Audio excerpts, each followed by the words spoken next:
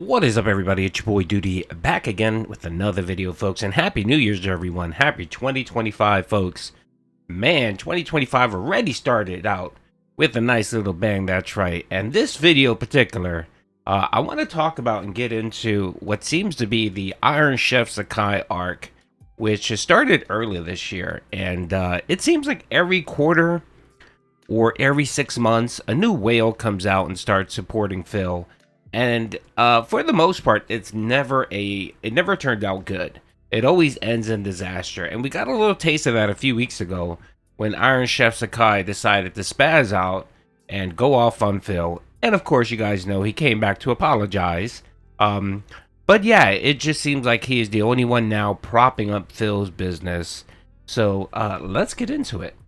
Phil here, and welcome to the Daily Wrap for what was Thursday, the 2nd of January, 2025. Another outstanding streaming day here on DSPGaming. Had a lot of fun. So let's talk about what went down and recap, because I have some interesting updates for you.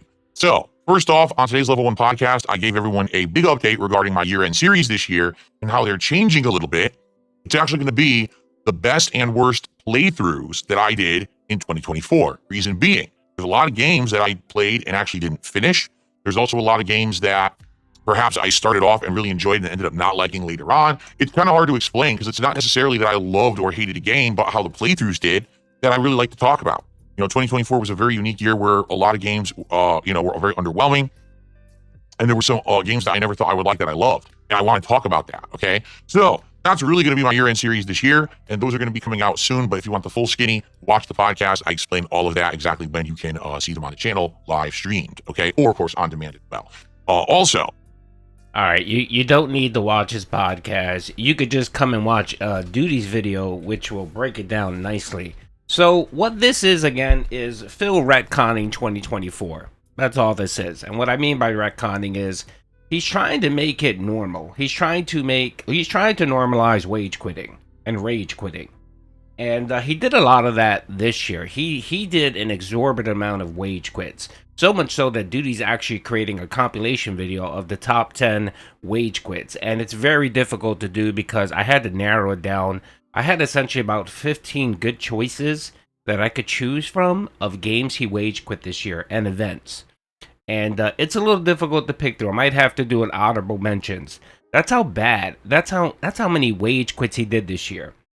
And it really started off early this year, and then it started during the Kino arc. Once the Kino arc started dying out, he realized that, nope, I'm sorry, it doesn't matter what I like to play. It doesn't matter even if it garners a monicum of support.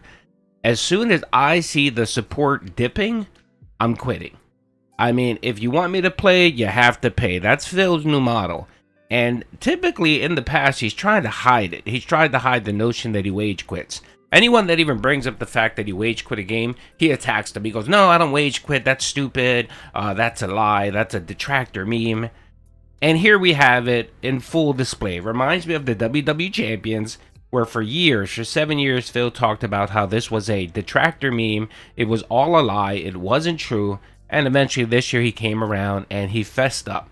He fessed up and said, yep, the detractors, they were right. And of course we knew we were right. This is just one more thing that he's trying to retcon in his life.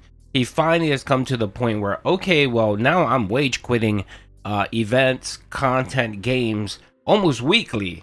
So it's really hard for me to try to claim that I don't wage quit. In the past, he used to wage quit every couple months.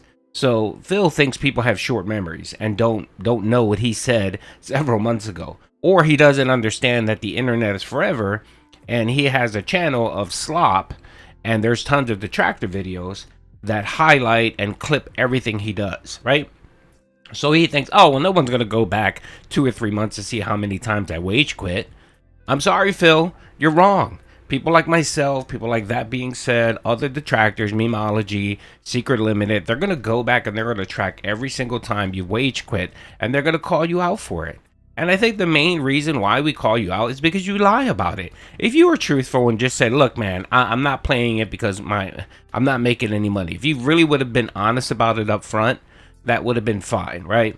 But you don't do that. You play the game. If it gets a good, okay support initially, as soon as it dies down, you start fucking talking about how boring the game is, how you don't like the game. Even games like Wulong. No, not Wulong. Black Wukong, I believe. That was one of the Game of the Year contenders. And Phil played it a few games. It didn't garner any support whatsoever. And he wage quitted. Same thing with Final Fantasy. And on, and on, and on, and on. I mean, you're not Phil, again, I don't know who you're trying to assuage or trying to make believe. You're trying to get your, what, 20 dents to believe that you don't wage quit? Sorry, Phil, that's not the case. You are known as a wage quitter, a liar, a beggar. These things won't go away, Phil. I'm sorry. I don't care how much of a resurgence or a renaissance you think you have. Those labels will never leave you, Phil. Like, when you pass away, your tombstones will actually have those labels. Wage quitter, rage quitter, bad gamer, e-beggar, and so on. And WWE Champions lover, gotcha game addict. Those will be the labels that will never go away. And I don't give a fuck how much retconning you trying to do of your life, Phil. I'm sorry, Phil. Those tags, like stink on shit, Phil. You can never wash it off. So let's keep going. We had a major tech issues problem where basically this OBS program that I used to capture and stream has been fine for the last month, and then all of a sudden I had accidentally dragged my leaderboard of contributions off the screen. It screwed it all up, and then I had to re-add it, then it reset the settings. Literally took 25 minutes to figure out how to fix it. Then we spent another chunk of the podcast getting mods installed on Dark Souls 1 on PC. So it was a long podcast because we were trying to get all this stuff done in preparation for the stream, but also for Dark Souls tomorrow. And it took a while, okay? Because the podcast went so long, we didn't get to play as much Indiana Jones gameplay as I would have liked, but it was still a solid 2 hours.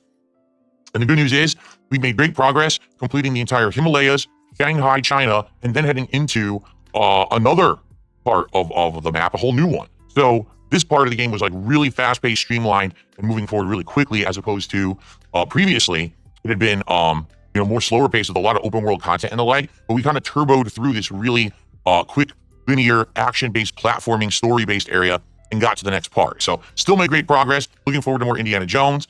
Didn't hit the goal on that first stream, but that's okay. We don't have to hit the goal every stream. That's the beauty of not having a streak that we have to worry about anymore, right? So it was a good stream in my opinion. Then tonight's late stream was Call of Duty Black. All right, well, I gotta stop it here. If you watch any of the gameplay for Indiana Jones, you know that Phil already started bitching about the content. He started talking about how slow it is. He talked to, he tried to mention how kind of boring it is, and he zoomed through that fucking stage, the Himalayan stage, because yeah, it was kind of boring. But the main reason why he did it was because he didn't get any fucking support. He barely cracked $50 on that first stream. And the only reason why he even managed to get $50 was because one of his dolphins came in and dropped $30. If it wasn't for that, he would have gotten no fucking money. And I love how he tries to retcon shit yet again. Oh, it's okay that we don't hit the goal every time. Yeah, okay, Phil. Why don't you say that during the actual stream when you're sitting there begging nonstop? I must have counted at least 10 begs yesterday during the Indiana Jones playthrough. It was literally every 10 or 15 minutes, he's asking for support and asking to hit the goal and talking about, well, you guys want to hit that 50 milestone as soon as possible, right? Come on, bro. No one believes you. No one fucking believes you. And the reason why your day streams are dead, and it's been the case for a while, Phil, is because of IronChefSakai. IronChefSakai, apparently, I don't know where he lives or whatever. I've been told he is an Asian-style individual. So I don't know if he lives somewhere where the time zones are a little off or different, or maybe overseas, or he actually has a job. Oh my God. And he has to work nonstop during the day. He has to put in his 10-hour shifts just so that he could support Phil. And that's become a pattern. He comes on at night and saves the night stream. How many night streams has he saved ever since he came back like a cuck and apologized to Phil? I think about 6 or 7 streams already so far. He's came in to save the fucking day. Last night during Call of Duty, bro, 11:30 I think it was, an hour and a half at the gameplay, Phil was at $20. And then IronChefSakai, of course, came in like the cuck he is and dropped 30 subs, kick subs, which got him to about 170. And that was his. Support died after that. And he's running into the same thing yet again, and he never fucking learns, is he's running into the issue where one person is supporting the stream. One person is supporting the business, that's IronChefSakai. The same shit happened when Darkside Pimp and Ren were railing out during the Kino arc. Like, when he started streaming on Kick, the only people supporting were Darkside Pimp and Ren. Those were the only two people. And then IronChefSakai for a little bit. And then they left. They bounced. They got tired of Phil. They moved on. They know how boring he was. And then for a month, for December, he didn't make shit.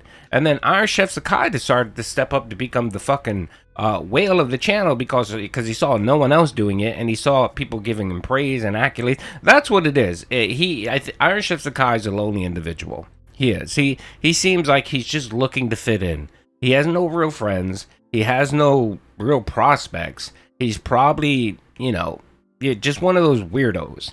And being that he doesn't fit anywhere, and weirdos love Phil. Just go on YouTube, right, and type in DSP and just scroll through videos, not the tractor videos. Scroll through videos to shorts.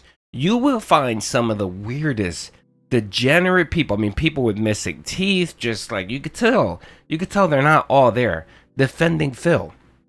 They love to talk shit about the tractors. They do these shorts. It's pretty fucking pathetic. And every single one of them looks like a fucking degenerate weirdo. No lie. And that's not to say all of his dents are weirdos. I'm not saying that. But it seems like the hardcore dents that get into Phil, like IronChefSakai, OIC, like those people have some serious mental deficiencies that need to be diagnosed and treated. Straight up. I'm not a doctor. I play one on TV, but just looking at it and just seeing that parasocial relationship that occurs, it's pretty fucking weird, man. It's weird. I'm sorry. No grown adult goes out and drops $150 just to save a streak every single fucking night. And the weird thing is, it seems like he's running home just to make sure he hits the time. Like, if you look at the time IronChefSakai supported, he comes in like an hour after the stream starts, the night stream, and then he drops his Hail Mary tip or super chat or whatever, right? And that seemed to be his fucking pattern. That's sad, man. That's sad when the thing you think about throughout your day is making sure you run home to jump on your computer so that you can watch the end of Darkside Phil and give him $100 and $150 or so on, just so that he can hit a goal. That's not mentally there, bro. That's like mentally not. You're not there, brother. You're just not. You really need to get yourself either some friends, maybe a woman or a man, whatever your preference is, and create some real meaningful relationships with people in your real life, bro. Like this, the internet can't be it all. And also, IronChefSakai, if you're watching this video, bro, here's some advice. If you want to go fucking broke, keep doing what you're doing. Wailing out on Phil, I don't care how much money you have, never works out for you. Look at past history, bro. Look at Rob on Wheels. Look at Tutankhamun. Look at 1 Minute Man. Look at all of these fucking past whales that have come in. Look at who was the idiot during the Street Fighter days? A Game Checker who ended up getting doxxed by Phil. Just look at all those fucking people that have come and gone, and where they. And I mean, look at Timbo Slice. The guy ended up going bankrupt 3 times because he had this fetish for supporting Phil. Do you really want to end up this way, bro? And my guess is he's just waiting for the Kino guys to come back. They've been gone for a bit.